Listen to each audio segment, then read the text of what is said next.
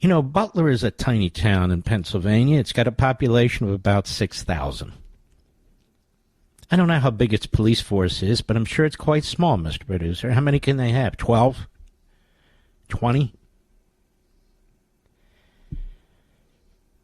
The idea, as Joe Biden would say, the idea, no joke, that the United States Secret Service,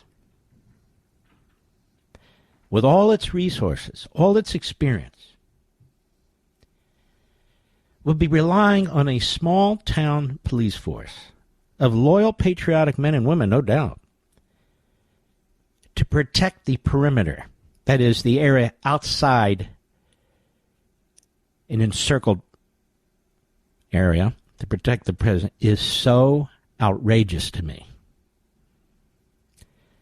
And they are leaking like hell on these cops.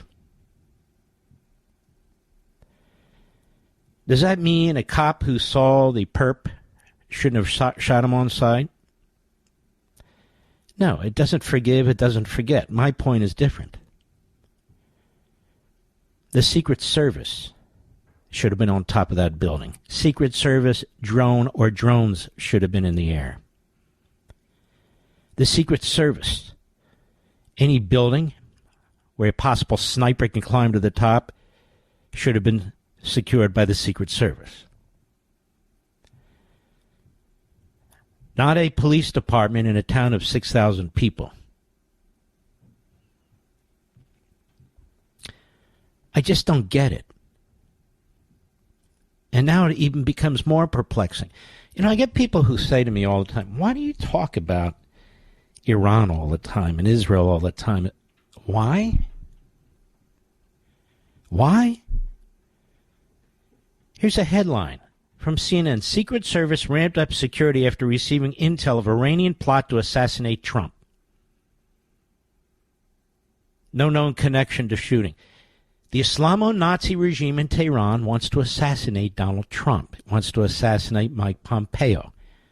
It wants to assassinate John Bolton. Now, he's a reprobate, but still, assassinate John Bolton. They want to assassinate Americans? That's crazy. They're the enemy. They're evil. So Bolton has special protection. Pompeo has special protection. Trump's supposed to have special protection. We are funding Iran to the tune of billions of dollars. Joe Biden gives Netanyahu the Trump treatment in terms of his yelling and horrendous statements about Israel, the blood libels against Netanyahu. He says nothing about the leadership of Iran. Why are we giving them billions of dollars? Why did we lift the sanctions on oil? U.S. authorities obtained intelligence from a human source in recent weeks on a plot by Iran to try to assassinate Donald Trump. You do understand, right? That's a declaration of war. A development that led to the Secret Service increasing security around the former president in recent weeks. Multiple people briefed on the matter told CNN. That's frightening. So they increased Secret Service around the president, and this still happened? President Trump? The existence of the intelligence threat from a hostile foreign intelligence agency and the enhanced security for Trump raises new questions about the security lapses, and it goes on. But it not only raises questions about the security lapses, which definitely need to be addressed and now, but nowhere in this article.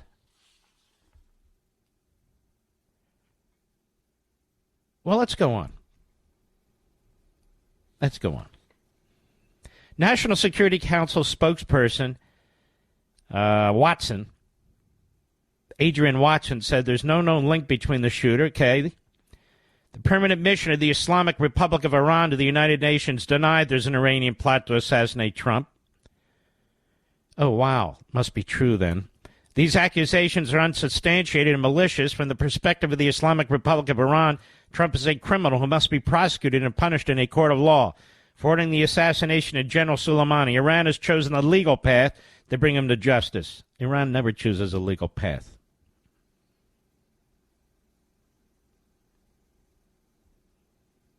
surge of threats from Iranian state-backed media, Iran has repeatedly vowed revenge for the U.S. military's killing of Qasem Soleimani, the commander of the Iranian military's Islamic Revolutionary Guard Corps. The former senior Trump administration officials who worked on national security have had tight security since leaving the government. We're having to protect Pompeo, Bolton, others who worked at the National Security Council because Iran's threatening to assassinate them and threatening to assassinate President Trump. This is a big story.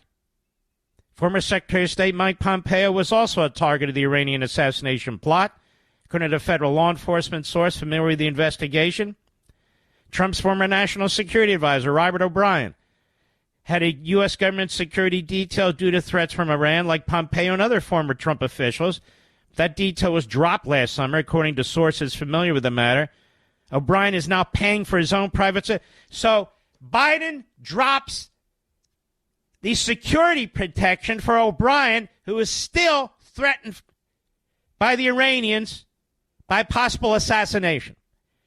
Biden wouldn't give RFK Secret Service protection until the day after President Trump was shot. Bolton still has Secret Service detail, and he should. For months, law enforcement officials have been concerned about the persistent threat of Iran potentially attempting to assassinate former Trump officials and the former president himself, according to multiple sources familiar with the matter. This is CNN. But the recent intelligence suggested a significant uptick in the threat, the sources told CNN, because they don't want him to win. Because they know that Biden and Blinken are appeasers. They don't want Trump back in. Warnings about the operational planning have coincided with a noticeable surge of online messaging from Iranian accounts and state-backed media mentioning Trump, which has raised security concerns among U.S. officials, one of the sources told CNN.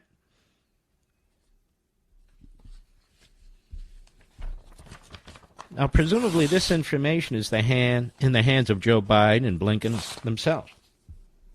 So what are they doing to Iran about it? What are they doing?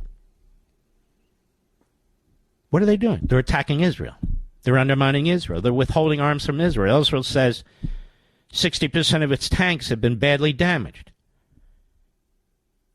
Did you hear that, Mr. Producer? They're low on ammunition. Iran is, feeling its oats. It feels it can do whatever the hell it wants. Hezbollah today fired hundreds of missiles on Israel. Today, the Israelis uncovered enormous amounts of weapons in the East Bank. Well, they can call it the West Bank of Jordan. I'll call it the East Bank of Israel, okay? In the East Bank, this guy Biden, he's got to go. I'm rooting for the Democrats who are trying to dump this guy. But then there's this. Who is this woman in charge of the Secret Service? Kim Cheadle. Well, our friends at the New York Post have told us. What a great newspaper. Secret Service Director Kim Cheadle landed job after pushed by Jill Biden's office, sources say. I have told you that she is the Edith First Lady Wilson. She's running the show, along with the Obama revolutionaries, Marxists, and Islamists. Embattled Secret Service Director Kimberly Cheadle, who's facing congressional outcry and calls to resign over security lapses leading to former President Donald Trump's near assassination Saturday, landed her role thanks largely to a close relationship with the First Lady, Jill Biden. The Post has learned. Jill Biden. Cheadle, 53, is the second woman to lead the Presidential Protection Agency and secured the non-Senate confirmed role in August 2022 after a 3-year stint as a senior director of global security at PepsiCo. Before that, she had 27 years in the Secret Service, beginning in the Clinton administration. Four sources close to President Biden's family, including people who interacted with Cheadle during the Obama-Biden administration, said she was well-liked by the future First Lady and her most senior aides, including top advisor Anthony Bernal. Quote, Cheadle served on Dr. Biden's... Oh, what's this Dr. Biden crap? Cheadle served on Dr. Biden's second lady detail, and Anthony pushed for her, a Democratic insider told the Post. Anthony has no national security or law enforcement experience. He should have no influence over the selection of the U.S. Secret Service director. I heard at the time she was being considered for director that Anthony had pushed her forward as an option, another well-placed source told the Post. Anthony Bernal, top advisor to the First Lady.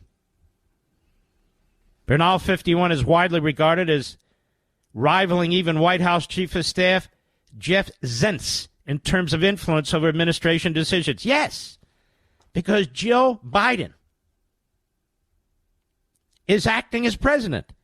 He has faced allegations of bullying and sexual harassment from colleagues who have likened his sway to that of Russian mystic Rasputin over the Romanov court.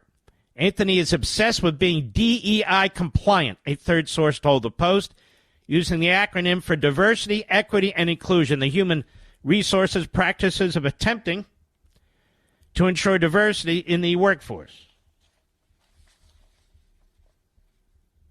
Cheadle is expected to provide a briefing to members of Congress Tuesday on how gunman Thomas Matthew Crooks was able to... Well, you get the point.